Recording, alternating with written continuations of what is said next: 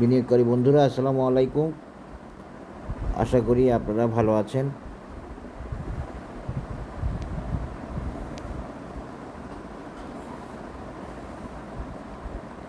আসেন আমি এখন আপনাদের সাথে একটু সেক্টর অ্যানালিসিসগুলো দেখি, যেগুলোর অ্যানালিসিস দিয়েছিলাম আমি, ওগুলা কী অবস্থায় আছে সেক্টরগুলো।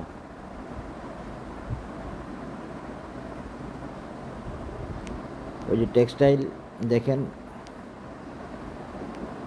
একই জায়গায় দেরি করতেছে, বা এই জায়গায় কনসলিডেশনে আছে আমি বলতে পারতেছি না।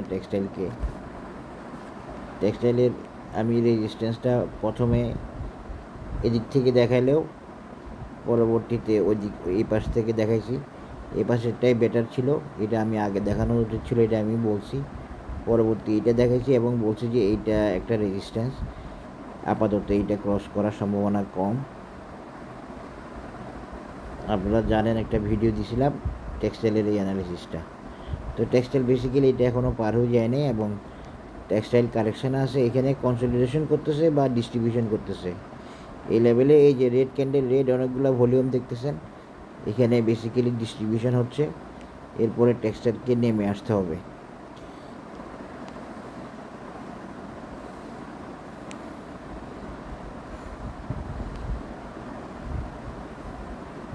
টেক্সটাইলকে কতটুকু পর্যন্ত নেমে আসতে হতে পারে আমি একটু আপনাদেরকে দেখানোর চেষ্টা করতেছি। টেক্সটাইলকে হয়তো এই লেভেলে নেমে আসতে হতে পারে, এই লেভেলে। আশা করি বুঝতে পারছেন। এরপরে ইঞ্জিনিয়ারিংটা দেখি। ওই যে দেখেন ইঞ্জিনিয়ারিংয়ের রেজিস্ট্যান্স দেখানো ছিল, সেই রেজিস্ট্যান্সটা ক্রস করতে পারে নাই। অ্যানালিসিসও দেওয়া ছিল, সেটা ক্রস করতে পারে নাই। পরবর্তী রেজিস্ট্যান্স দেখানো ছিল এখানে। ভিডিও আছে, আপনারা দেখেন কিনা জানি না, বা দেখলেও মনে রাখেন কিনা জানি না। যারা মনে রাখার তারা মনে রাখবে। এই আর কি। ইঞ্জিনিয়ারিং ওই যে দেখেন ওই রেজিস্ট্যান্স থেকে নেমে চলে আসছে নিচের দিকে। কতটুকু আসতে পারে একটু দেখার চেষ্টা করি। ইঞ্জিনিয়ারিংয়ের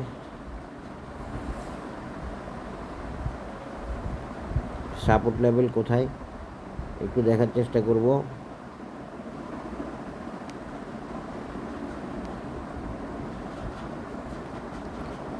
ইঞ্জিনিয়ারিং বেসিক্যালি দুইটা রেজিস্ট্যান্স সাপোর্ট দেখাইছি আমি। এই দুইটা সাপোর্টই ভ্যালিড থাকবে, একটা উপরেরটা একটা নিচেরটা। একটা উপরেরটা 105, আর একটা নিচেরটা। এই দুইটার একটা ভ্যালিড থাকবে। প্রথমে উপরেরটা যদি সাপোর্ট না পায়, নিচেরটাতে সাপোর্ট পাওয়ার সম্ভাবনা থাকবে। এখন ইঞ্জিনিয়ারিংয়ের পরে দেখব হচ্ছে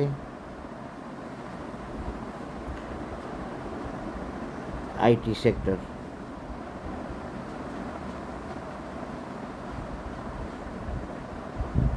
আইটি সেক্টরে ওই যে রেজিস্ট্যান্স যেটা দেখাইছি, এই রেজিস্ট্যান্সের মধ্যে আছে এবং এর বেশি আশা করি যেতে পারবে না। আইটি আসলে এক ধরনের, আমি বলি আপনাদেরকে, অ্যাবনর্মাল মুভমেন্ট করছে, যেটা আমার ভাবনায় ছিল না। আইটি এই লিমিট এটা ক্রস করে যাবে ভাবি নাই, কিন্তু আইটি সর্বোচ্চ চেষ্টা করছে একটা ব্যবসা করতে, আইটির মার্কেট মেকাররা। তো এই জন্য আরও একটু উপরে উঠছে, উপরে উঠার পরে যাইতে পারবে না বলছি, যাইতে পারে নাই এবং এইখানে রেজিস্ট্যান্সে আটকাইছে। তো আইটি কতটুকু আসতে পারে বা আসতে হবে, আইটিকে একটু দেখার চেষ্টা করি।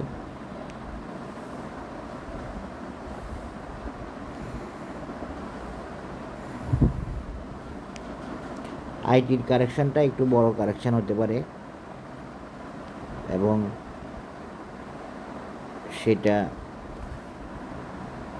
বেশি বড় হবে না আশা করি, তবে মোটামুটি বড় হবে।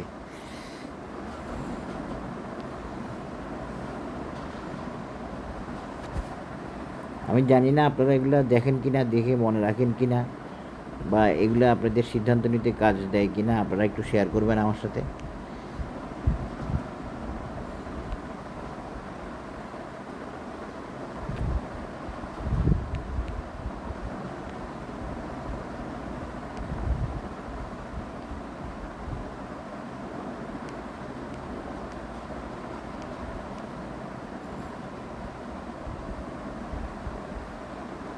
আইটি এ লেভেল পর্যন্ত নামতে পারে,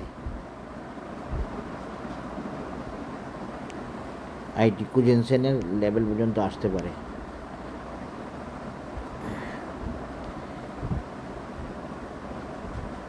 আইটি কুজেনসেনের লেভেল পর্যন্ত আসতে পারে কমপক্ষে। তার মানে এই জায়গাতে আইটির সাপোর্টটা হইতে পারে। এটা কত আইটির 42 লেভেলে আইটির সাপোর্টটা হইতে পারে। আপনারা ভাবিয়েন না এখান থেকে উঠে আসতে পারবে, উঠে আসাটা এখান থেকে কঠিন আছে। অলরেডি এমএসিডিতে ক্রস ওভার হয়ে গেছে এবং সেল সিগন্যাল হয়ে গেছে। এখানে ডিস্ট্রিবিউশন হইতেছে, এখানে ভলিউম বাড়ছে, এখানে ডিস্ট্রিবিউশন হচ্ছে। এই জন্য ভলিউম বাড়া মানে সবসময় ভালো না। আপনাকে বুঝতে দিবে না মার্কেট আসলে ডিস্ট্রিবিউশন করে না অ্যাকুমুলেশন করে, ব্যাপারটা এমন। এই লেভেল আসতে পারে আইটি। তারপরে ফার্মাসিউটিক্যালস তো উঠতে পারে নাই, বলছিলাম ফার্মাসিউটিক্যালস ভালো করবে না। লাইফ ইন্স্যুরেন্স,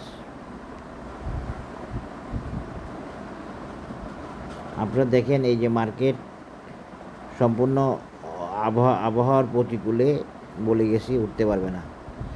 তো আমি কি আবহাওয়ার প্রতিকূলে বলেন আর সবার বিরুদ্ধে গিয়ে বলেন, যেটাই বলেন, বিষয়টা তো হইলো যে অ্যানালিসিস এর বেসিসে বলি, অ্যানালিসিসের বেসিসে হ্যাঁ বলি। কালকে বলছি হয়তো এই টাকাফুল ইন্স্যুরেন্স উঠবে, আজকে আবার দেখার পরে দেখলাম যে আজকে প্রায় কালকের বাজার শেষে যে প্রাইস অ্যাকশানে গেছে বা যেই রেকর্ডটা হয়েছে, যে প্রাইস মুভ করছে, তারপরে ইন্ডিকেটরগুলোর মধ্যে যে চেঞ্জ আসছে, সেটা দেখে আবার বলছি টাকাফুল নেমে যাবে, উঠতে পারবে না। তো এটা তো এটাই তো টেকনিক্যাল অ্যানালিসিসের নিয়ম। যখন ওকে দেখবো ওকে বলবো, যখন ওকে না দেখবো ওকে না বলবো। তা আমি নাকি, একজন আমাকে এখানে কমেন্ট করছে আমি নাকি চালাকি করছি। হ্যাঁ, আমার গ্রুপে নাকি আমি টাকাফুল সেল দেওয়াইছি, আর আমি নাকি টাকাফুল সেল দেওয়াইছি, আর এখানে আমার ইউটিউব চ্যানেলে বলি নাই, অথচ আমার গ্রুপে আমি কখনোই টাকাফুল নিয়ে কোনো পোস্টও দিই নাই, টাকাফুল ভালো হবে এই কথাও বলি নাই, টাকাফুলকে আমার সাজেস্টেড কোনো লিস্টেও রাখি নাই। তো এই ধরনের কমেন্ট যারা করে ওরা তো আমার ভিডিও না দেখাই ভালো। আমি নাকি চালাকি করছি। হ্যাঁ, তা আমার চালাকি করার স্বার্থটা কি? আমি কি ওনাকে চিনি? মানুষ তো পরিচিত জনের সাথে যা করে চালাকি। আমি তো ওনাদের চিনিও না, ওনাদের জানিও না, নামও জানি না। আমি কিসের চালাকি করব, কেন চালাকি করব?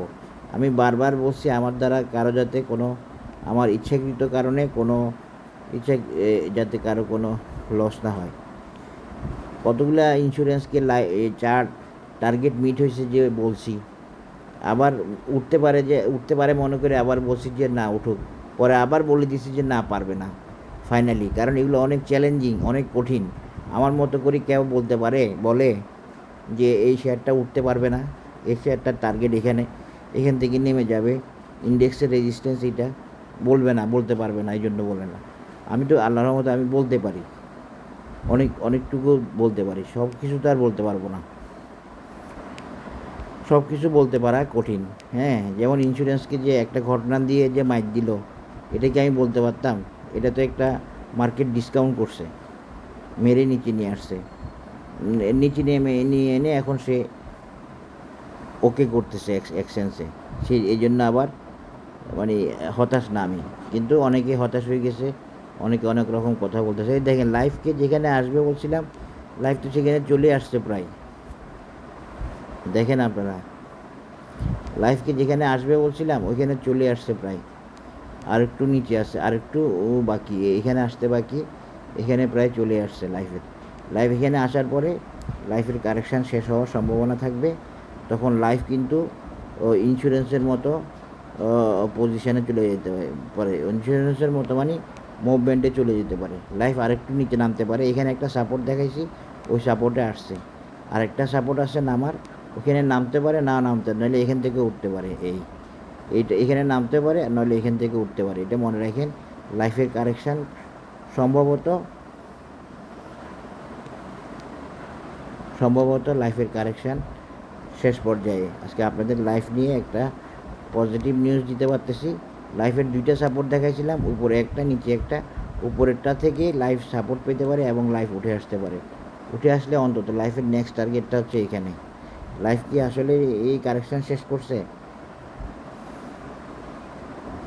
লাইফ এখনও কারেকশান শেষ করে নেই, একটু বাকি আছে। যদিও সাপোর্টে আসছে, আর একটু বাকি আছে, আর একটু নিচে আসলে ভালো হবে। নিচে আসতে হইতে পারে, নিচে আসলে ভালো হবে লাইফের জন্য। আর একটু নিচে আসলে, নিচটা কোথায়? আমি যে সাপোর্টটা দেখাইছি এই সাপোর্টটার দিকে খেয়াল রাখবেন। এরপরে লাইফের কারেকশান শেষ হয়েছে, মোটামুটিভাবে আশ্বস্ত হওয়া যাবে। আদারওয়াইজ লাইফ এখান থেকে উঠে আসার একটা সম্ভাবনা থাকবে। তবে আমার পছন্দের টার্গেট হচ্ছে এইটা, আর একটু নিচে নামাটা ভালো আমার অ্যানালিসিসে। আপনারা এগুলা বুঝেন না বুঝেন কোনো সমস্যা নাই, কিন্তু আমি আমার অ্যানালিসিসে যেটা আমি সেটাই বলে যাচ্ছি। বাজার কারেকশন হবে ওইটাও বলে যাচ্ছি, বাজার কোথায় নামতে পারে এটাও বলে যাচ্ছি। বাজারের আগে সবগুলো কারেকশান আলহামদুলিল্লাহ ওকে হয়েছে, সাপোর্ট ওকে হয়েছে, আপনারা জানেন। না জানলেও কোনো অসুবিধা নাই। আমার অ্যানালিসিস যারা বুঝবেন ওনারা আমার সাথে থাকবেন ইনশাল্লাহ, আমি বিশ্বাস করি। কোনো অসুবিধা নাই, সবাই ভালো থাকবেন। 4টায় অ্যানালিসিস দিলাম, সেখানে লাইফের অ্যানালিসিসটা একটু ভালো অবস্থা আছে, বাকিগুলা কারেকশান নিড আছে। লাইফ আর একটু কারেকশান হতে পারে, কারেকশান হইলে ভালো হবে। আল্লাহ হাফেজ, আসসালামু আলাইকুম।